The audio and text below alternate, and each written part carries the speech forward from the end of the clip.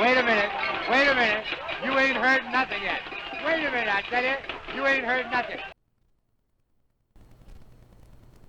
Hello and welcome to my review of The American Senator by Anthony Trollope. In The American Senator, Trollope demonstrates superbly those qualities that keep me coming back to him. Trollope interweaves three storylines which are only loosely connected, though all of them are largely set in the rural village of Dillsborough during one winter. First of all, there is Mr. Gotobed, the American senator of the book's title, who is on a visit to England and observes all aspects of English country life. All sorts of people, nobles and their tenants, curates, innkeepers and huntsmen, in all sorts of aspects of their lives. Secondly, there is the story of John Morton, diplomat and friend of Mr. Gotobed, who is engaged to Miss Arabella Trefoil. She, however, considers herself engaged to him only insofar as she's not yet sure she'll be able to induce the local magnate, Lord Rufford, to propose to her.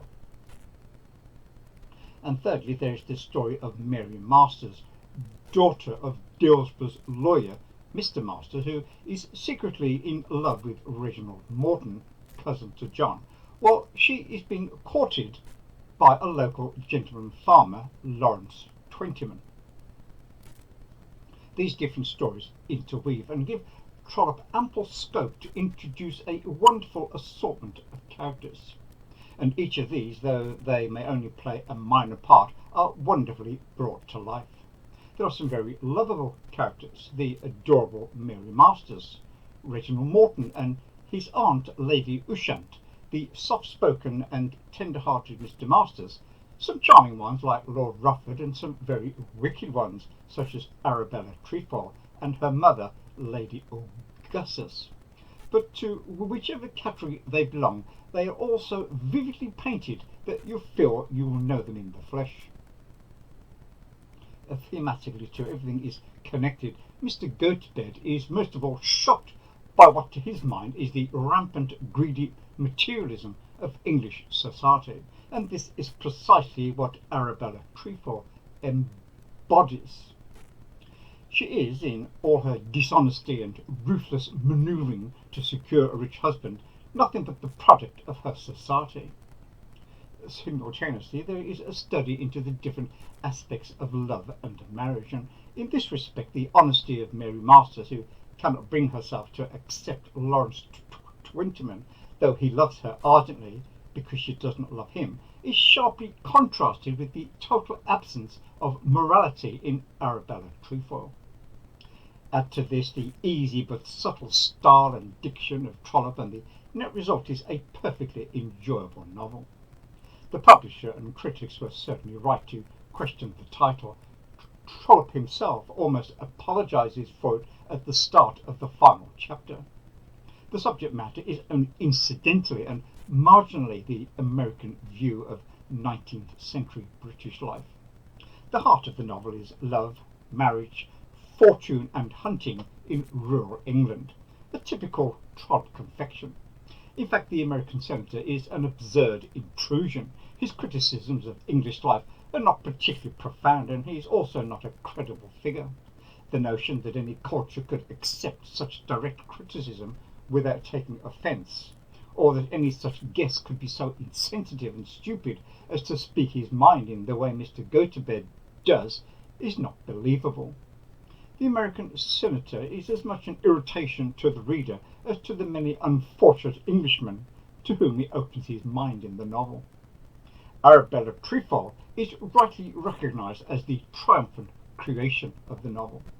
Although the reader never doubts that she will fail in her social climbing, the narrative of her attempts and the exposure of her state of mind are the most gripping aspects of Trollope's writing here.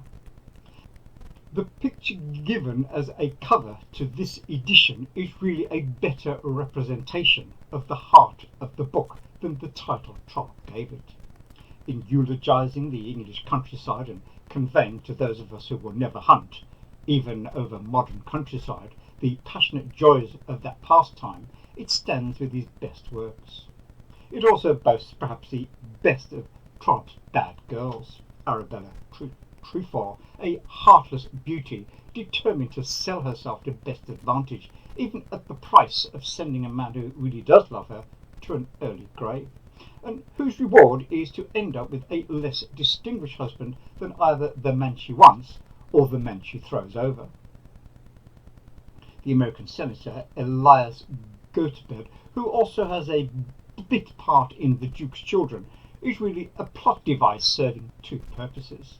The first is to be the eyes of the reader, in that because he's an observer, Trollope has an excuse for the unusually full descriptions of English country life, which are the strength of the book.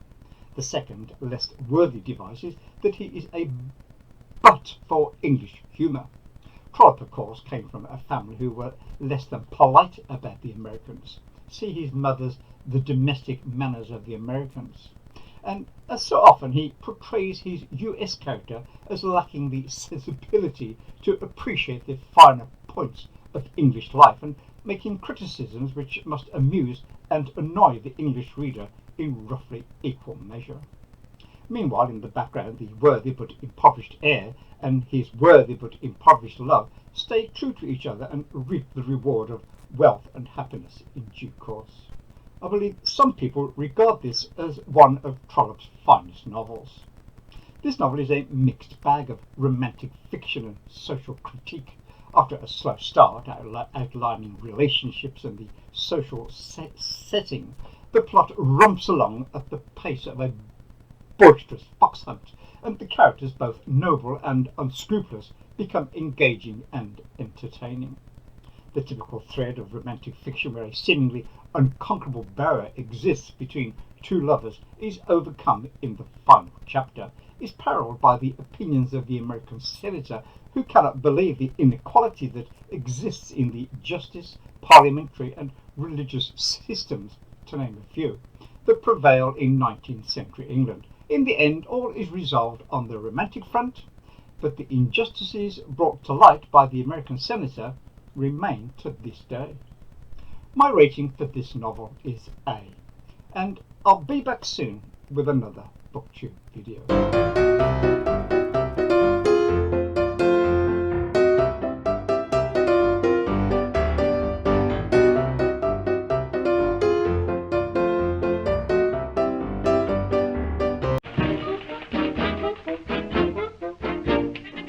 Toot, toot, toot, toot. Goodbye.